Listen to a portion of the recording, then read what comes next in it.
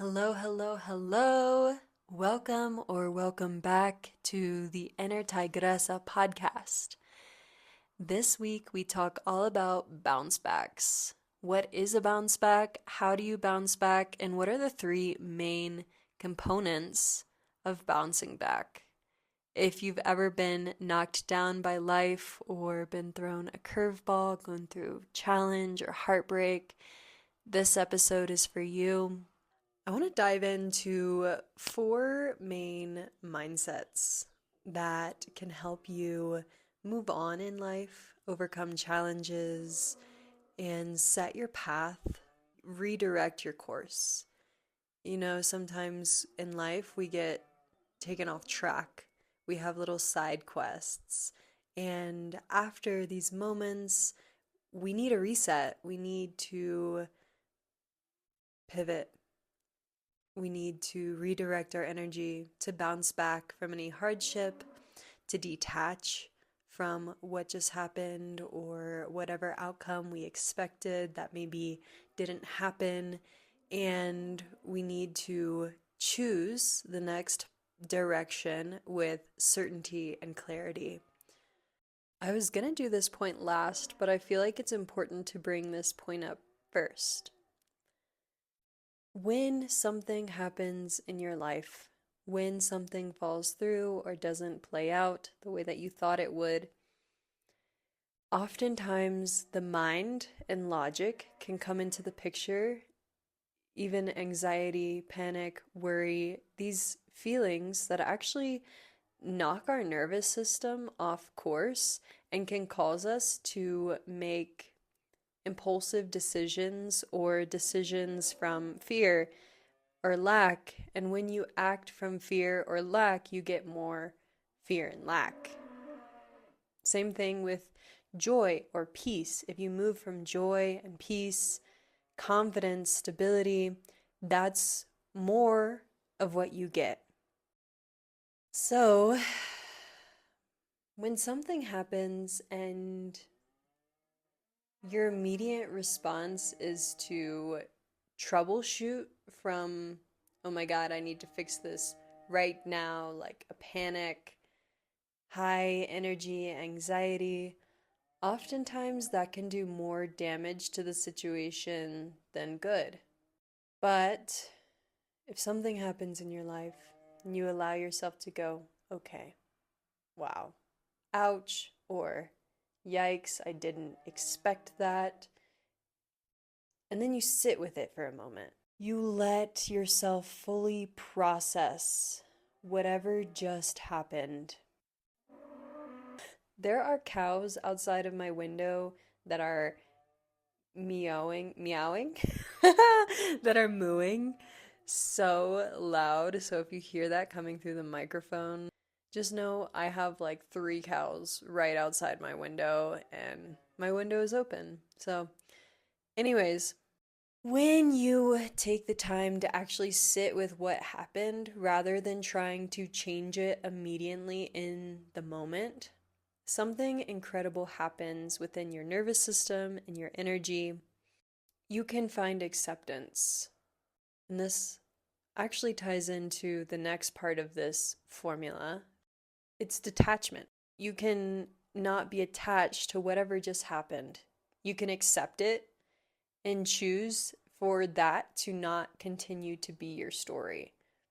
You can accept it for what it is, look at it, look at all the facts and everything that happened, and then detach from it and be like, okay, that just happened. We need to move on. We're getting a bounce back here. We're bouncing back. So what I'm going to do is actually detach from the past and choose to carry on anyways. Success comes to the people who know how to recover, the people who know how to bounce back. Let's say you fail or you get rejected. You don't hang on to that. You just accept, okay, this is redirection or divine protection or a lesson that I need to learn. Observe it and then move on to the next thing. Life is going to throw us curveballs. That's part of this grand play, this grand masterpiece that we're all existing within. Relationships can end, jobs disappear, money comes, money goes, people will disappoint you, and your dreams still continue to evolve. So it's no question, life continues to change. What matters is who do you become when it does. Chaos can actually give you clarity. Hear me out. When something is confusing to you or something like falls apart, that gives you clarity on, okay, this is not in alignment with me. This is not working. Because if something offers you more confusion than it does peace, that's a flag for me. I'm like, oh, if I'm in a relationship with somebody or a friendship and I feel more confused by them than I do certain that they're my friend or my partner, I'm like, oh, that's information. Time to detach and create space so that I can observe how this person actually is. And the chaos reveals what's unstable, right? And I feel like a lot of people can react to that instability by chasing clarity, chasing certainty within something that was never going to give you that. But I feel like the more grounded approach is to, like I said, take space, observe, and then respond. Because a reaction often comes from fear, it comes from our unconscious programming, it comes from that need to go in and immediately fix things. Meanwhile, a response comes from presence, from knowing your worth, from knowing what you want, and being able to see what's not in alignment with what's truly authentic and resonant with you. And so when you're able to come back to yourself, calm your nervous system, take a deep breath during moments of stress or chaos, things falling apart, you actually are able to receive clear information and process. And I feel like a lot of people struggle with this because our minds like to latch on to the idea of something, the dream that we had, maybe the projection that we were putting onto a certain person. When you detach, it's not about not caring, it's caring more about yourself without believing that your happiness depends on one person, a job, a certain amount of money, one place, or one opportunity. When you're attached to something, you create greater suffering because you believe that you need to have that thing in order to be whole, to feel fulfilled. But when you're able to detach, you can hope for the best 100%. You can put your all into something, but you aren't attached to any sort of outcome. So if it doesn't work out, you're still okay. You're okay with something working out, and you're okay without it in your life.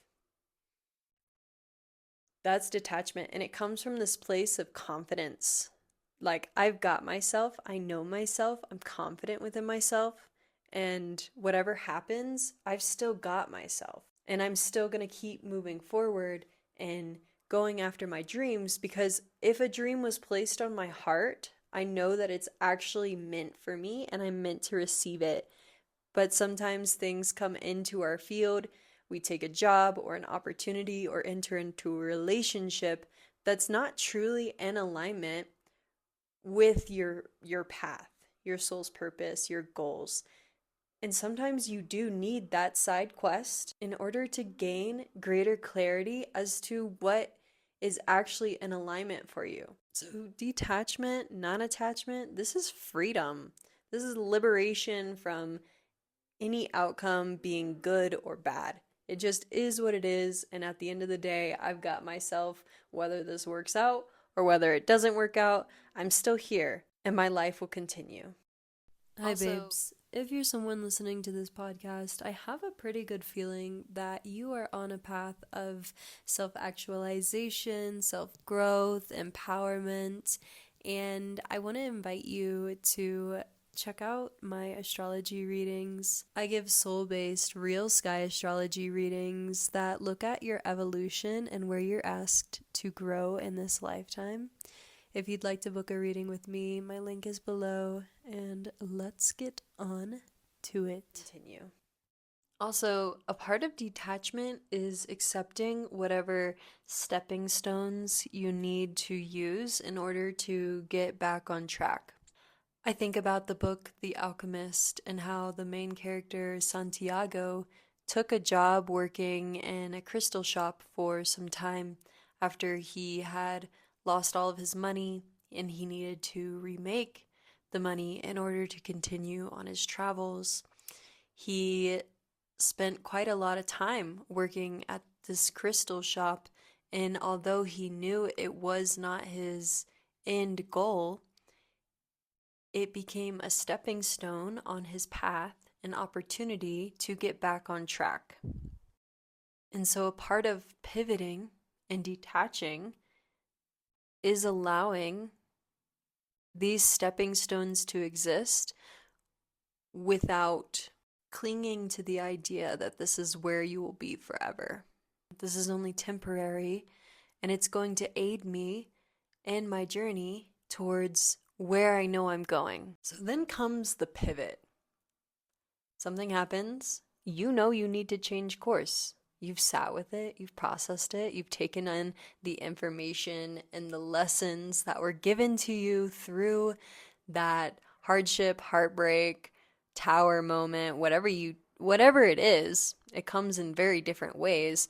The pivot happens after this. You decide, okay, that clearly wasn't working for me, wasn't meant for me. So now it's time to try something else. People that are okay with pivoting will see so much more success than the person who has a fixed mindset and can only see one thing as their route to success or happiness or love. Let's say you're attached to one person. You only see that person as your person. If you never give yourself the opportunity to pivot and maybe check out different options or explore different people, you're immediately limiting your experience to just that one person. When in reality, sometimes that one person is not who you think they are. They're a projection of what you want them to be. And sometimes life needs to redirect us so that we can actually get what we want. Because if we project something that's not true onto somebody who doesn't have the ability to embody the qualities that we're looking for in a partner, you keep chasing something that's not actually in alignment with what you truly want. Meanwhile, if you just look to the left and open your perspective a little bit, there's a whole crowd of people who are willing to show up for you in the ways that you desire to be shown up for.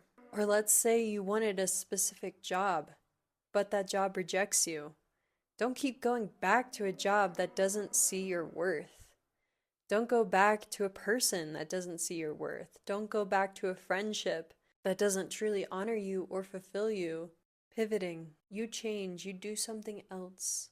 When life throws us a punch or curveball, we have the opportunity to pivot, to rebalance. Say like you're doing yoga and you're in a pose and you try and fall off balance, your body learns to stabilize itself. And whatever happens in that moment through that stabilization, that restabilization, that was a hard one for me to get out. That happens in life too. You're walking through life and you feel a little unbalanced, ungrounded.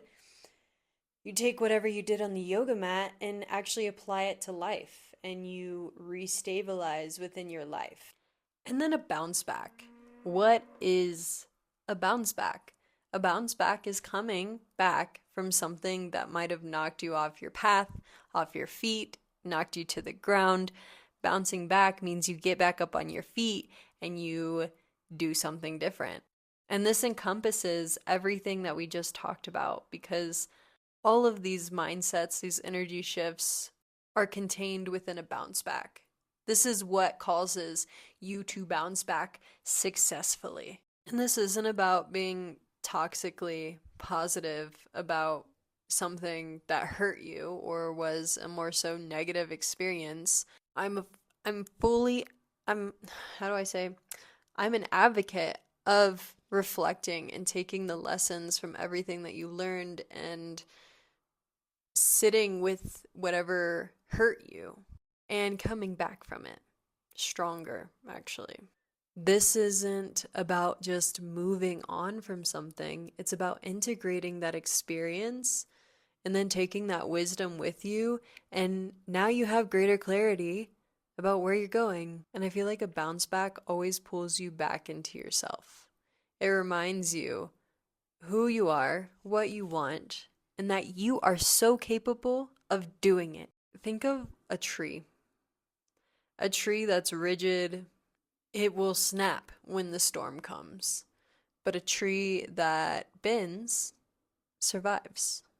Your nervous system works the same way. The goal isn't to avoid the storm. The goal is learning how to withstand the storm without completely breaking.